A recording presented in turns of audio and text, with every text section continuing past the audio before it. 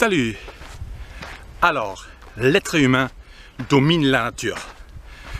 Par la chasse, il a contribué à l'extinction de certains prédateurs sauvages importants pour garder l'équilibre de la nature. Par l'agriculture, il a contribué à une délimitation forte et extrême des zones forestières. Et par l'agriculture industrielle et intensive, il a contribué à une surfertilisation des sols qui ne donne plus assez de récoltes. Une véritable guerre contre les vivants est organisée.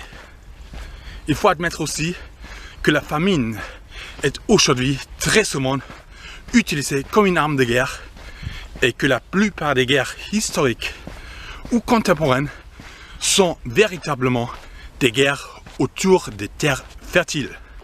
Au contraire de l'organisation dominatrice et exploitatrice de l'être humain, la nature s'organise d'une manière solidaire.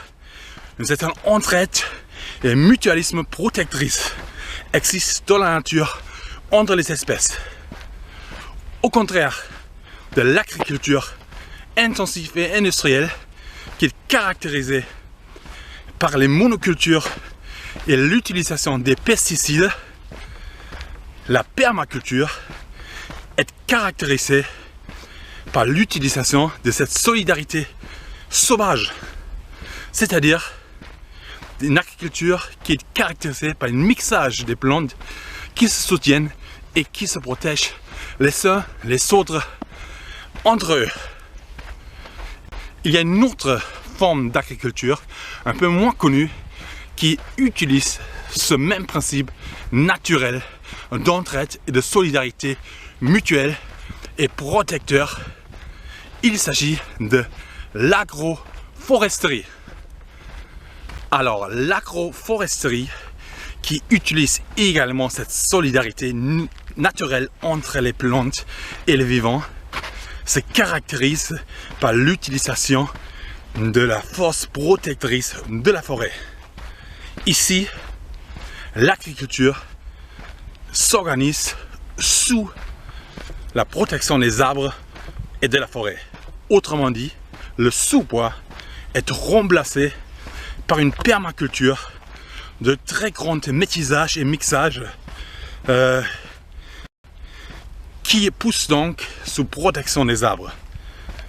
Et les espèces vivantes, les animaux vivants du sous-bois, est à son tour remplacé par les animaux de ferme qui y vivent en toute harmonie avec le reste de cet écosystème agroforestier. En quelque sorte, le dominateur chasseur agriculteur se reconvertit en cueilleur, enfin en quelqu'un qui cueillit en fait, qui ramasse en fait les fruits sauvages que la nature lui donne, mais de manière quand même organisée. L'agroforesterie propose ainsi une agriculture qui est à l'image de la nature même, solidaire et mutuelle. Il n'y a aucune exploitation et l'équilibre de la nature est garanti comme à les terres sauvages. Comme si il y avait un cochon dans la forêt qui mange les truffes qu'il trouve sous terre forestière. L'agroforesterie fonctionne de cette même manière, comme s'il y avait des champignons qui poussent à l'état sauvage sous la forêt et l'être humain vient pour les ramasser et pour les manger ainsi sans forcément exploiter les terres. Des magnifiques champignons. La nature elle est comme belle. Hein? Regardez là comme ces champignons sont magnifiques quand même. Magnifiques. Ok, nous sommes dans un endroit tout isolé et encore des très beaux champignons, probablement toxiques. Regardez-moi ces champignons, comment c'est beau quoi, comment c'est beau, trop magnifique. Ok, là je vous ai montré quelques champignons qui sont magnifiques.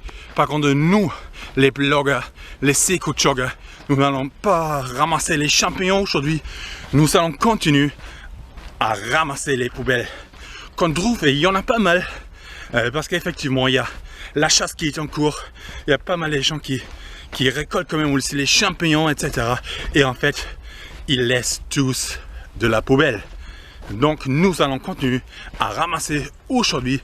C'est parti pour aujourd'hui. On y va.